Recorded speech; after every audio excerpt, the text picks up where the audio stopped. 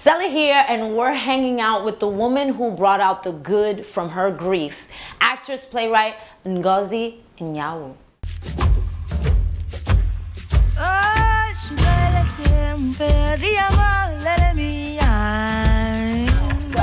Ngozi, I finally get to hang out with you. Finally. Because we've been playing like phone tag, email tag for like a year? 2 years? Yeah, the longest. Yeah. But we're finally here. In LA. Yeah. And we're hanging out in the dressing room of the world premiere of your play, Good Grief, which is a result of you winning the Humanities Center Theater Group Playwriting Prize. Yeah. And Good Grief was your first play at that. Yes. So tell me your secret. How did you do this? How did we get here? I want to know. Secrets? I don't know. The secret is that role play. And I actually produced a workshop of it myself in Tar, not myself, but with other friends. We raised $5,000 and worked on it. And I've been workshopping the play for like 2 years with different places, Rising Circle, at Intar, just anyone who would like let me read it out loud, or in New York I did. And I was between here and LA. I moved to LA like 10 seconds after grad school, and it was very much between LA and New York. And so literally, the power of Facebook, I am friends with Joy Meads, who I do not know, who I do know now, since my job turned on the play, saw, hey, LA area playwrights, there's this contest. And I was like, I'm in LA and New York. All right, I'll submit. And the only thing you had to submit was the play. There was no essay. Anything times there's an essay, I tend to not be, they tend to not believe I wrote the play because I'm not very articulate with my essays. So I submitted, because Joy Meads, submitted my play, and one day got an email, hey, you're in the finalist group. And that was the week of literally getting an array of rejections. It was like Sundance and Lark and just all the other places that were like, so many people applied, and you are one of the people who didn't get it. Well, with this, over 200 people submitted, and I was a top 10 finalist. And then by Christmas, and it was like, Merry Christmas, you won. What a great Christmas gift. Yeah. Oh my goodness. Yeah. So, but tell me, because you're an actor as well, how did you find writing, or did writing find you? What was like, did you always want to write a play? What was that about? I don't know that I always wanted to write a play. I always wrote. In high school, I applied for all the governor's schools for creative writing, so I was very heavy into poetry.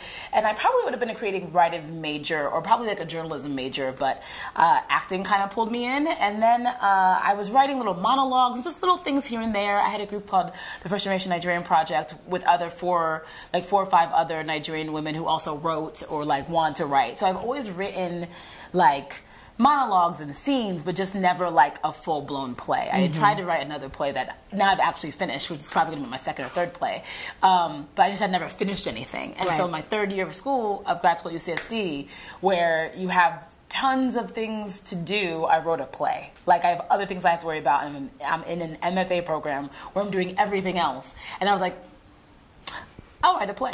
I didn't think I'll write a play. I was writing this thing about my friend that I had missed. The last monologue was the first thing I wrote in the play. And it was about 10 pages. And it just kept knocking at me to write, keep writing it, keep writing it. I got together with my friends, and they just kind of encouraged me, like, you got it. I think you have a play. And then before I knew it, by the end of my third year, it was finished. It might be me quitting my fancy school. Why would you do that? Med school didn't suit me like I thought it would. I meant to kiss. Oh. Because I missed you. What do you mean? I haven't gone anywhere. I know, but sometimes I miss you even when you're here. That sounds weird. No, I take it back. No, I take it back. There's no take backs. At the crossroads. So you won't be lonely. At the crossroads. So you won't be lonely. I was like, you asking for her hand in marriage? Cause shit, we African. This fool don't know he need a dowry. You better bring 2 jugs of wine, some chickens, and a goat. I was so happy I got to hang out at the opening night of Good Grief. And it is a play about grieving. You lost a very close friend of yours. True story, from what you've been telling me behind the scenes. And then you wrote a play about it, so some good has come out of this grief, hence the title, which I'm in love with now that I know the ins and the outs of it. But tell me about that process. How did you decide, I'm going to write about this part of my life? I feel like it was just a really pivotal time. Like that time, I was like 21, and that time was like what am I going to do with my life? You know, that was this, like, I feel like it's like when you are asking the big questions, but they're very low stakes. And I felt like that was also a moment that sort of tragedy propelled me into adulthood. Like, I went right back to school afterwards. I finished my degree right after for theater. And it was one of those lessons of, like, life is short, do what you want to do. And so it was just also just sort of a, you know, I've had many passings and deaths in my life, unfortunately. I think we all will. But there are just some that are like at a certain time that you're like, oh, this was going on at this time as well. This was also going on at this time. This was also going on at this time. And I feel like that was a very large turning point in my life that sort of turned me into the adult that I am, I think. Speaking of a lot of things going on, you said, you know, you co-produced the first Nigerian project. You're also like the lead director on the associate artistic director for them for Now Africa, yes. And then you have this play, you're also an actor. Like, how do you, like, it feels like you're just this Renaissance woman that has all this stuff on your plate. Talk to me about time management and what it means to juggle all the things. How do you get it done? Time management. So there's a sort of, if you looked at my email phone, you would not think that I have the greatest time management. Right. Because there are a lot of emails that I actually should be answering for Now Africa as we speak. But time management, right now it's like, it's a lot of plates, and some of them have broken, and I have to pick them back up and put them back together, but there's always one plate that's like spinning amazingly, and right now the playwright theater actor is like chilling, while, you know, the co-producer is like, this shit is about to fall. Like, it's like on that, you know, so it's just a matter of, like, you know, there's a lot of stuff that I'm doing, and it's going well, don't get me wrong. Now Africa is actually really lovely, but, you know, it's just one of those things where it's like, okay, that's down here, and this is prioritizing because this is where the momentum is.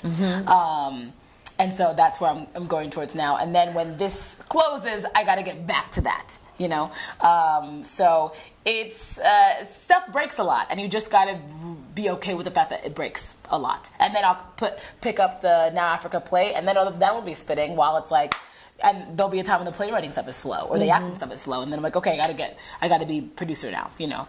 But I'm still finding that balance. If you're like, how do you balance it all? I don't. I fail a lot. And right now the playwriting performing is going really well, and I'm sure there are some co-producers being like, did you really do this interview? Like, you really should be getting back to my emails. But the theater side, your theater side is winning. Yeah. But at the same time, you've been on screen, you've done film, you've done television. So I always love to ask the theater kids, what do you love and or dislike about Hollywood?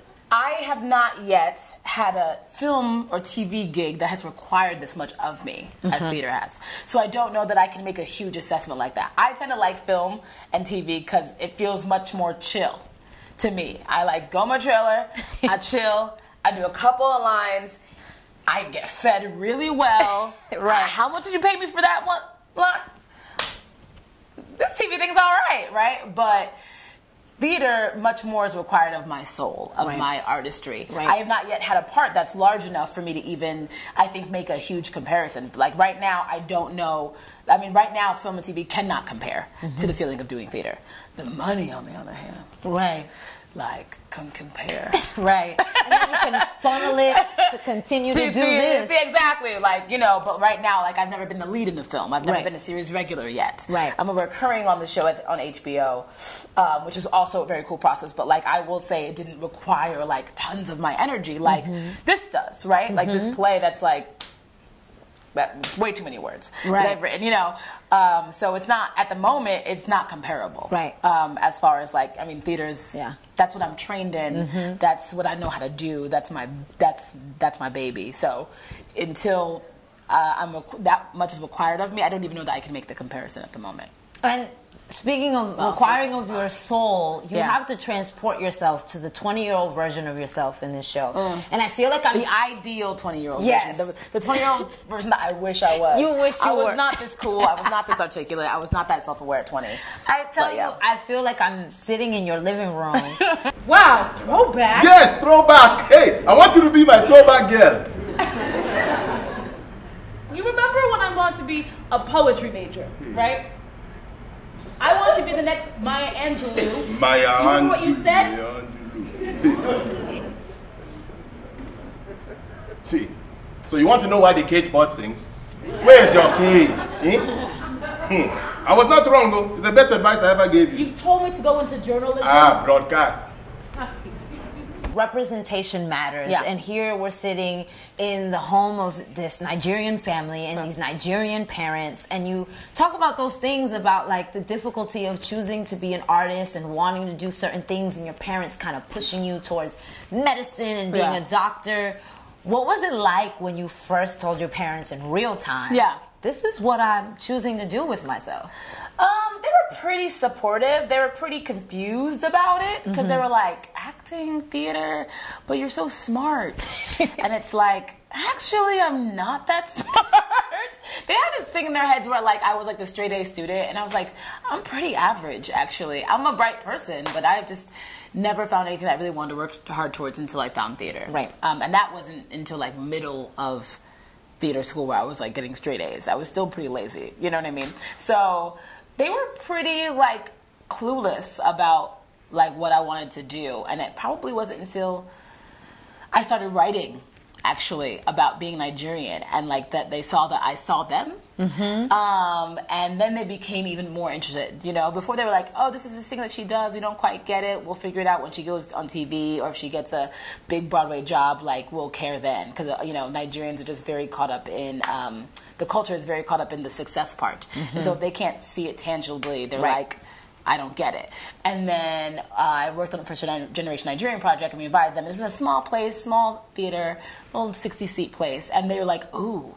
And they saw that like I could articulate them. You know what I mean? So and that they were represented. And that they were represented, and they saw themselves, and they saw that like I cared about where I came from, and then they were like, oh, that's cool. And they also saw that other people who were not like them cared. Right. That was the other thing too. I loved it. So they also saw that other people who did not look like them, like, we're laughing and like enjoying and like we're like interested, you know, but not laughing at them in like a mockery way, but like, wow, like, oh, I know these people now. And so it's just really exciting for them, especially as, you know, Nigerians are braggers. So it's like, it gives them, whatever gives them their bragging rights, they can just, it makes them very happy. Did you ever feel like, are folks going to understand me? Do I need to cater to the affluent audience? Because, you know, those are the folks that come to see theater on this level. Like, I'm not too worried about that. I mean, maybe my dramaturge was. I don't really care about that. Also, like, you know, you hear the way I talk. I'm from the suburbs. Right.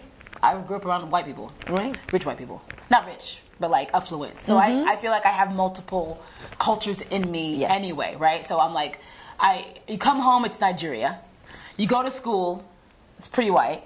You know, you do multicultural day, some Indian people, some like, you know, Chinese people, you know. Some Puerto Ricans in there. Puerto Ricans, you know, Black Americans. Right. So like, I am also an amalgamation of many identities, so I never felt like I was going to lose anyone in translation, because I feel like there are a bunch of identities in this play that that I was raised around. My tribe is wide. So it's not just my Nigerian parents, but also this boy who is mixed, who didn't quite know the fullness of his culture. This white boy from down the street, you know what I mean? My brother, who we were raised in the same house, but he's like kind of hood. And I'm like, how are we hood, but we weren't raised in the hood? But because that was, you know, the time that Biggie and Tupac were coming up, all the boys who were black were like, that's my identity. That's who I need to be. So I feel like there are a bunch of people on that stage that represent other people. So I never felt the need to translate for them, you know, or cater to them. I'm like, you're gonna get it or you're not gonna get it. But I also feel like where I come from, you know, I'm a, you know, black girl who sounds like middle America. That's the reality of like who I am. So did you ever feel not Nigerian enough? Yes, because I'm not bilingual. So that's like the bane of my existence. And I wish when my parents were trying to teach me, because they really did try, that I actually learned it. Because now I'm like very into, you know, you become an actor and you realize, oh, it's about finding out who you are, where you come from. That's actually your journey to being a good actor. And like so much of where I come from is about the fact that I have very proud Igbo Nigerian parents. So yeah, there are many times where I do not feel Nigerian enough. But I'm like, I'm my version of Nigerian. Which is enough. Yeah, which is like girl magic. It's all I got. Right. I got nothing else. Right. So my favorite part of the show. Okay. What are your top 5 hangouts? My bed. Your bed. My couch. My bathroom. Look, I could do so many things in that bathroom. Anyway, my tub and the beach. The beach. The beach is the jam. I love it. Thanks for hanging out with me. Thank you for hanging out with me. I had so much fun. Thanks for hanging out, guys. Make sure you like, share, subscribe, and join the village.